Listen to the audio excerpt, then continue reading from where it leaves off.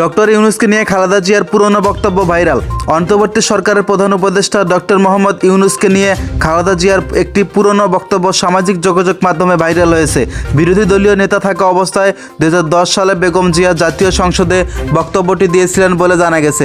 2.5 মিনিটের ওই বক্তব্যে ডক্টর ইউনূসকে আন্তরিক অভিনন্দন জানিয়েছেন খালেদা জিয়া। বলেছিলেন, শান্তিতে নোবেল বিজয়ী ডক্টর মোহাম্মদ ইউনূস সম্প্রতি যুক্তরাষ্ট্রের সর্বোচ্চ ইউএস কংগ্রেশনাল অ্যাওয়ার্ডের ভূষিত হয়েছেন। এজন্য জাতি হিসেবে আমরা গর্বিত। তিনি বলেছেন, তবে স্বদেশে তিনি ডক্টর ইউনূস যেভাবে নিগ্রহের শিকার হচ্ছেন তা সত্যিই দুঃখজনক। তার মেধা, শ্রম ও ঘামে প্রতিষ্ঠিত গ্রামীণ ব্যাংকও আজ হুমকির মুখে। সরকার নিয়োজিত কমিশন নোবেল বিজয়ী প্রতিষ্ঠান গ্রামীণ ব্যাংকে ভেঙে 19 টুকরো করার সুপারিশ করেছেন। আমরা এতে স্বস্তিস্ত। এ ধরনের সিদ্ধান্ত গ্রামীণ ব্যাংককে ধ্বংস করা ফেলবে। ক্ষুদ্র ঋণের মাধ্যমে নারীর ক্ষমতায়নে এই ব্যাংক গ্রামীণ ব্যাংক গুরুত্বপূর্ণ ভূমিকা পালন করে চলেছে। সেই প্রতিষ্ঠান ধ্বংসের উদ্দেশ্যে প্রতিষেধকমূলক চক্রান্ত বন্ধের জন্য আমি সরকারের প্রতি আহ্বান জানাচ্ছি। আমরা এর তীব্র বিরোধিতা করছি। দেশের মানুষ এ ধরনের হীন কার্যকলাপ মেনে নেবেন না।